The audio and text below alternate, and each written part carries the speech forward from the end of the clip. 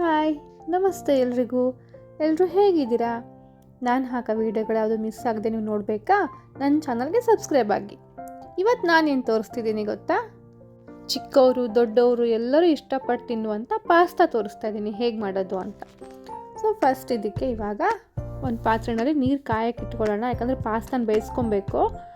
ನೀರಿಗೆ ಸ್ವಲ್ಪ ಉಪ್ಪು, ಜಾಸ್ತಿ ಬೇಡ, ಒಂದು ಚಿಟಿಕೆ ಉಪ್ಪು, ಆಮೇಲೆ ಒಂದು ಅರ್ಧ ಸ್ಪೂನ್ ಎಣ್ಣೆ ಹಾಕಿಬಿಟ್ಟು ನೀರು ಕುದಿ ಬಂದಮೇಲೆ ನಾವು ಪಾಸ್ತಾ ಸೇರಿಸೋಣ. ನಾನೀಗ ಸ್ಟವ್ ಆನ್ ಮಾಡಿಬಿಟ್ಟು ನೀರು ಕಾಯಕ್ಕೆ ಇಟ್ಟಿದ್ದೀನಿ. ಸೊ ನೀರು ಬಿಸಿ ಆಗ್ತಾ ಇದ್ದಂಗೆ ನಾನು ಪಾಸ್ತಾ ತೊಗೊಂಡಿದ್ದೀನಿ. ನೀವು ಯಾವ ಶೇಪಿನ ಪಾಸ್ತಾ ಬೇಕಾದ್ರೂ ತೊಗೊಳ್ಬೋದು, ಸುಮಾರು ವಿಧದಲ್ಲಿ ಸಿಗುತ್ತೆ. ನಾನು ಈ ಥರ ತೊಗೊಂಡಿದ್ದೀನಿ. ನೀರು ಕಾಯ್ತಿದ್ದಂಗೆ ನಾವು ತೊಗೊಂಡಿರೋ ಪಾಸ್ತಾ ಹಾಕಿಬಿಟ್ಟು ಒಂದು 8ರಿಂದ 10 ನಿಮಿಷ ಬೇಯಿಸ್ಕೊಬೇಕು. ಇದನ್ನು ಅಷ್ಟು ಟೈಮ್ ಹಿಡಿಸುತ್ತೆ ಇದಕ್ಕೆ ಚೆನ್ನಾಗಿ ಬೇಯಬೇಕು ಅಂತಂದರೆ. ಇದು ಬೇಯ್ತಾ ಇರಲಿ, ನಾವು ಇನ್ನೊಂದು ಕಡೆ ಮಸಾಲ ರೆಡಿ ಮಾಡ್ಕೊಳ್ಳೋಣ ಪಾಸ್ತಾಕ್ಕೆ ಏನು ಬೇಕು ಅಂತ. ಇಲ್ಲಿ ನಾನು ಟೊಮೆಟೊ, ಈರುಳ್ಳಿ, ಕ್ಯಾಪ್ಸಿಕಮ್ಮು, ಕೊತ್ತಂಬರಿ ಸೊಪ್ಪು ಮತ್ತು ಕ್ಯಾರೆಟ್ ತೊಗೊಂಡಿದ್ದೀನಿ. ನೀವು ಬೇಕಾದರೆ ಬೀನ್ಸ್ ಕೂಡ ಆ್ಯಡ್ ಮಾಡ್ಬೋದು, ಸ್ವೀಟ್ ಕಾರ್ನು, ಬೀನ್ಸು, ನಿಮ್ಗೆ ಯಾವ ವೆಜಿಟೇಬಲ್ಸ್ ಬೇಕು, ಇಲ್ಲ ಹೂಕೋಸಿದ್ರೆ ಅದನ್ನು ಸೇರಿಸ್ಬೋದು. ನಾನಿಲ್ಲಿ ಇಷ್ಟು ತೊಗೊಂಡಿದ್ದೀನಿ, ಎಲ್ಲದೂ ಚಿಕ್ಕದಾಗಿ ಕಟ್ ಮಾಡಿ ಇಟ್ಕೊಂಡಿದ್ದೀನಿ. ಈಗ ಸ್ಟವ್ ಆನ್ ಮಾಡಿಬಿಟ್ಟು ಬಾಣಲೆಗೆ ನಾನು 2 ಸ್ಪೂನ್ ಎಣ್ಣೆ ಹಾಕ್ಕೊಂಡಿದ್ದೀನಿ. ಎಣ್ಣೆ ಕಾಯ್ತಿದ್ದಂಗೆ ಹೆಚ್ಕೊಂಡಿದ್ದು ತರಕಾರಿನ ಹೆಚ್ಕೊಂಡಿದ್ದೀವಲ್ವ, ಫಸ್ಟ್ ಈರುಳ್ಳಿ ಹಾಕ್ಕೊಳ್ಳೋಣ.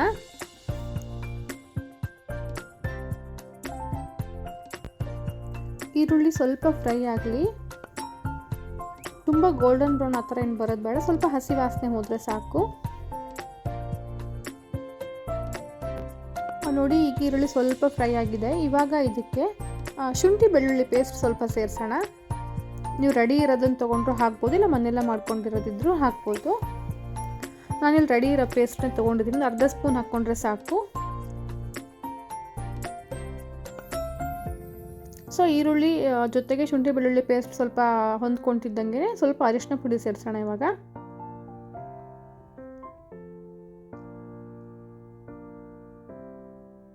ಇದೆಲ್ಲ ಚೆನ್ನಾಗಿ ಮಿಕ್ಸ್ ಆಗ್ತಿದ್ದಂಗೆ ನಾವು ತರಕಾರಿ ಹೆಚ್ಚಿಟ್ಕೊಂಡಿದ್ವಲ್ವ ಅದನ್ನು ಒಂದೊಂದಾಗೆ ಹಾಕೋಣ. ಇವಾಗ ಫಸ್ಟ್ ಒಂದು ಕ್ಯಾರೆಟ್ ಹಾಕ್ತಾಯಿದ್ದೀನಿ.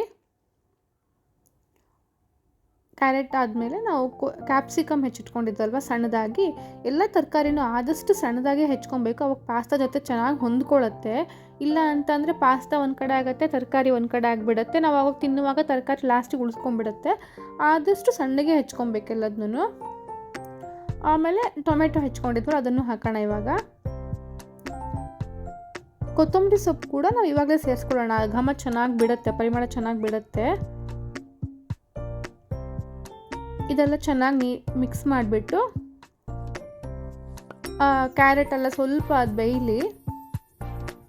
ಈಗ ಸ್ವಲ್ಪ ಉಪ್ಪು ಸೇರಿಸ್ಕೊಳ್ಳೋಣ. ಇದಕ್ಕೆ ತರಕಾರಿನೆಲ್ಲ ಹಾಕಿದ್ವಲ್ವ, ಸ್ವಲ್ಪ ಹಾಕಿದರೆ ಸಾಕು. ಇದೆಲ್ಲ ಚೆನ್ನಾಗಿ ಮಿಕ್ಸ್ ಆಗಬೇಕು, ತರಕಾರಿ ಎಲ್ಲ ಸ್ವಲ್ಪ ಬೇಯಬೇಕು. ಇವಾಗ ಇದನ್ನು 1 ನಿಮಿಷ ಮುಚ್ಚಿಬಿಟ್ಟು ಒಂದು 2 ನಿಮಿಷ ಅದು ಬೇಯಲಿ.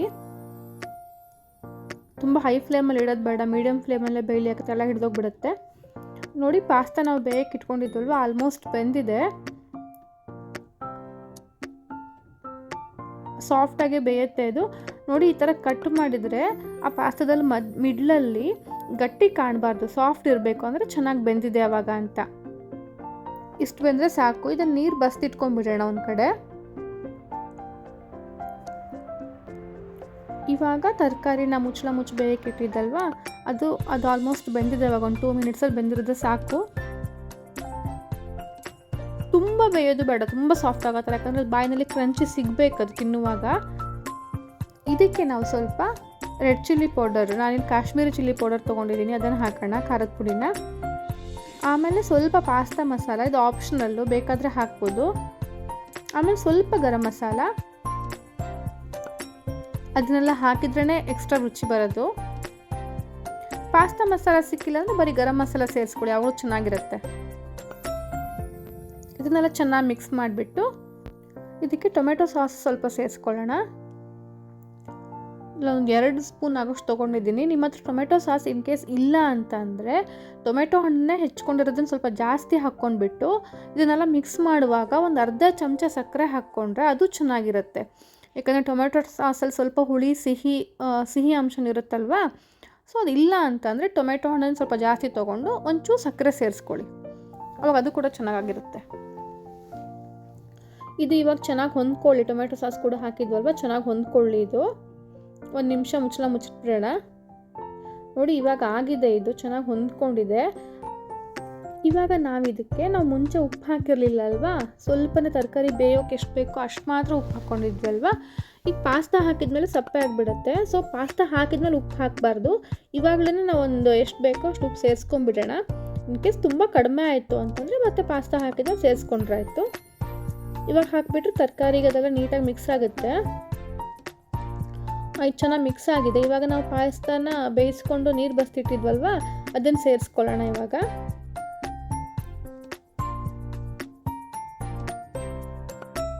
ಇದನ್ನು ಸೇರಿಸ್ಕೊಂಡ್ಬಿಟ್ಟು ಚೆನ್ನಾಗಿ ಮಿಕ್ಸ್ ಮಾಡಿಬಿಟ್ರೆ ಪಾಸ್ತಾ ರೆಡಿ ಆಗುತ್ತೆ.